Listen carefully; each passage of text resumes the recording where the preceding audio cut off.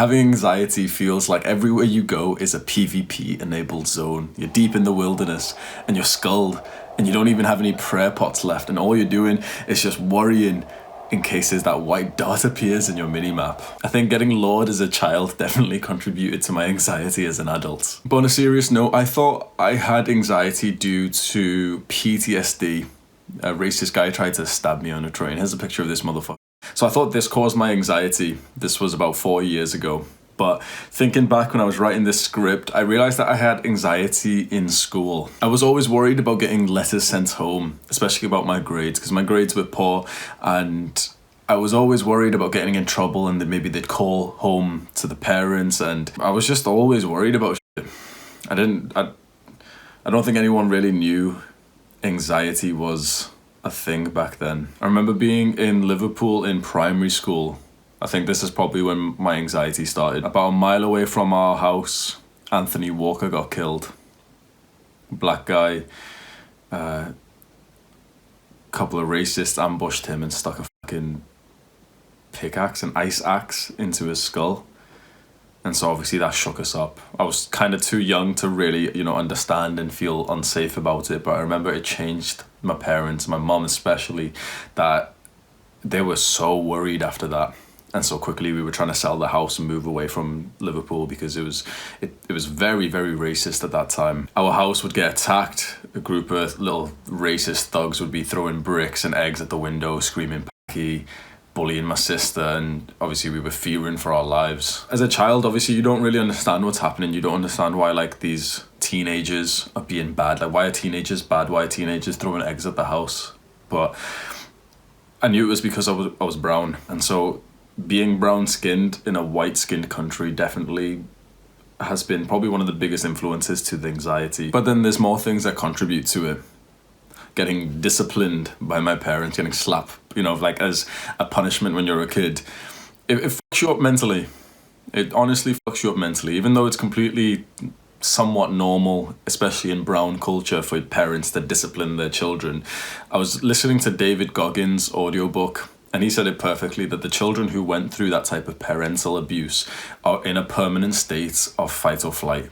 That's literally anxiety. You don't expect that person who's supposed to protect you to hurt you. And so now you're always nervous, you're always anxious for it. And so from an early age, my mind automatically goes to preparing for a fight. It's like I could be doing anything, and I will vividly see, feel, imagine, visualize someone either close to me or a stranger, or just how it would play out if somewhat of an argument broke out and then we started fighting each other, and what I would do, exactly what I would do in the fight, what they would do, how I would try and get away with it, what I would say. If it was on the street with a stranger, if this is what I was imagining, then it would get really, really scary to think, okay, how would I get away from the situation? And so for a long time, it feels like my natural view towards people has been that they are automatically enemies until proven otherwise.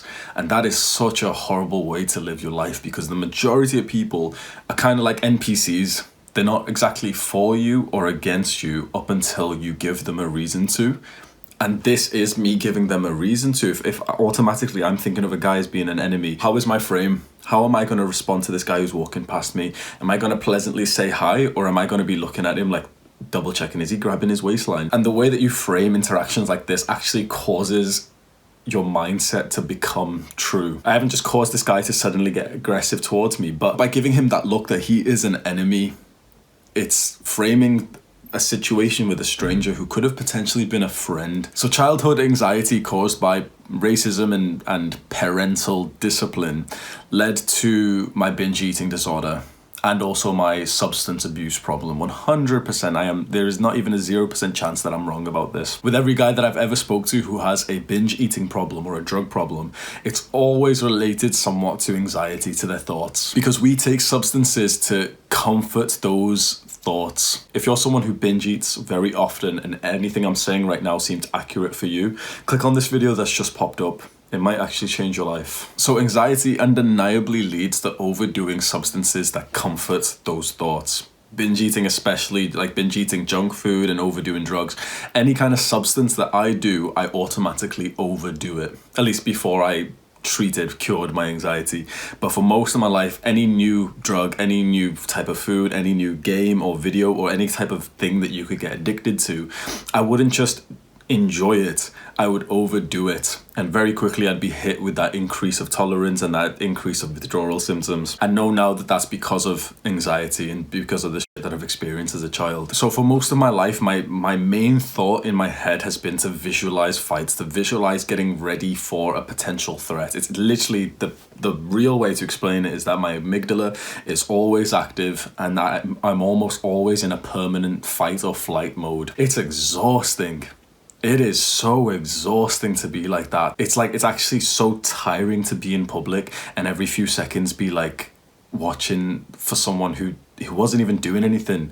Now imagine that you do this with pretty much everyone who walks past, but 0.0000001% of people were actually enemies for you. In my entire life, maybe 10 people have been a real enemy, but my mind has been convinced that everyone is. And so for most of my life, I've been distracted with these deep thoughts.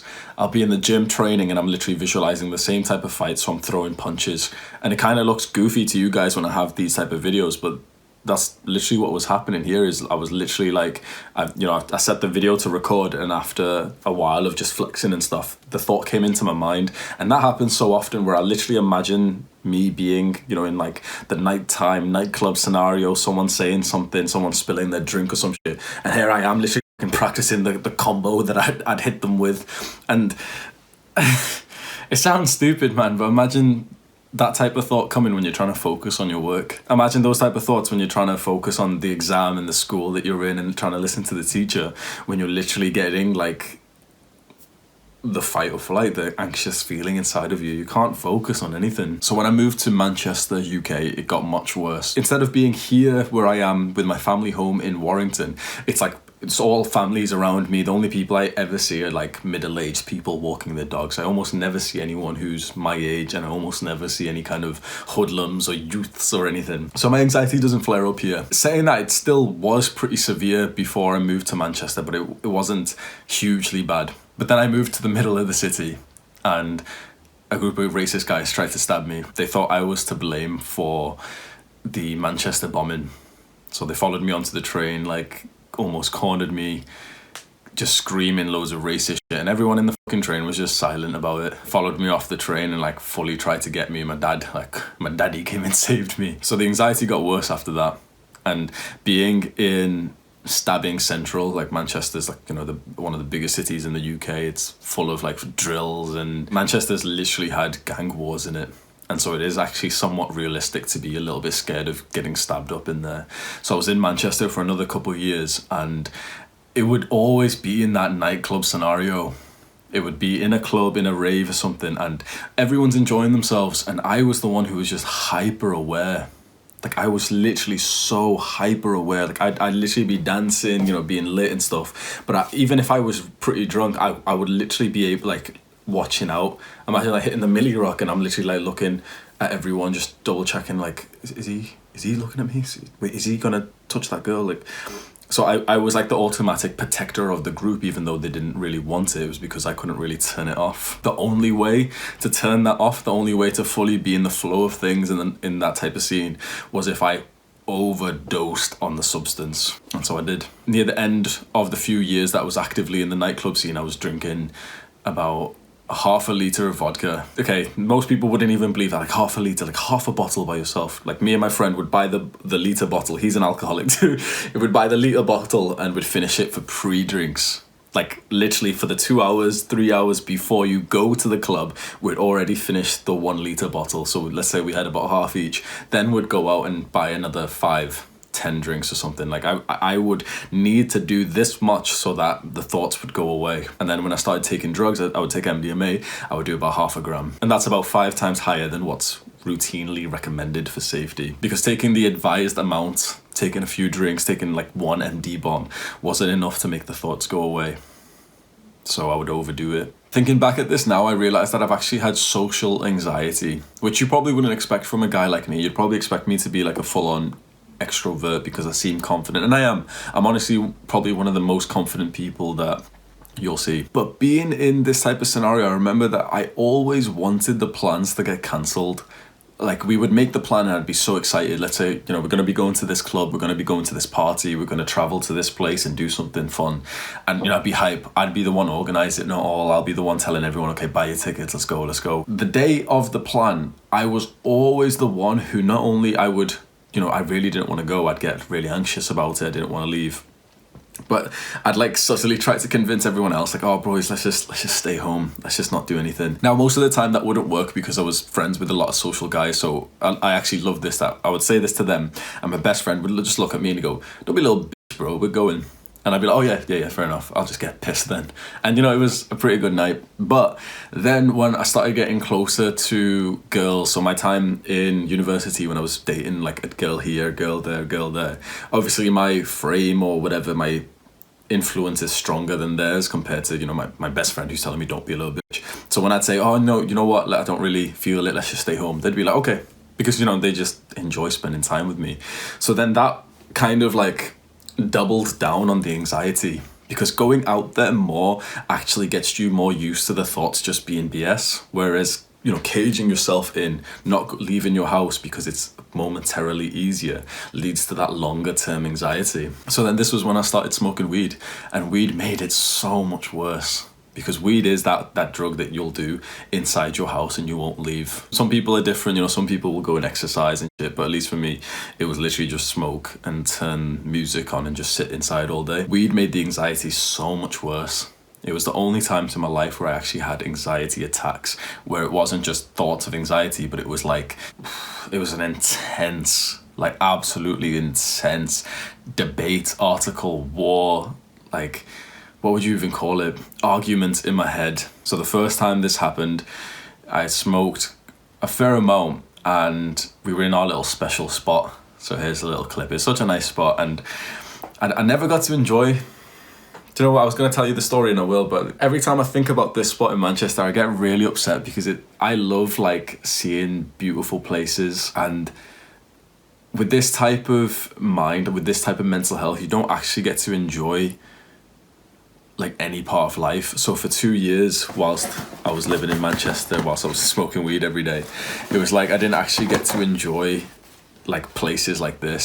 So I just thought of that spot right now, and I can see the video that I'll have up on screen for you. And every time I think of that period of my life of like a year or two, I always get so upset because there was so much to be mindful and grateful for, and it really felt like an unnecessary burden of negativity that, like, why did I experience any of this? But yeah, so the story, we were in the spot, we'd been here, you know, an hour or so with smoking, and we were about to go back to the apartment, and the thoughts in my head are loud, like negative shit. The walk back to the apartment should have taken, or like, you know, the walk to the point that I'm talking about right now should have literally taken a few seconds, and it did. But it literally felt like I was arguing in my mind for about an hour, and I was debating, not killing myself, but like the thought came up, and that scared me because I wasn't suicidal at all. And so then I was arguing in my mind. I was like, what the fuck, why did I just think that? Then I was like, wait, what the fuck, why am I arguing with myself in my mind? I'm literally going crazy. Like, why not just do it then? Because you're not even enjoying yourself. Like, if there's no pleasure or enjoyment to be had, like, you're better off dead anyway. And I'd be like, what the fuck, why are these thoughts coming into my mind? So I used to feel somewhat of like a black hole of negative thoughts that had like spiraled down, and smoking weed made it so much worse, but I was addicted to it. So I imagine something like that almost every day for about 8 months. That's sad, man.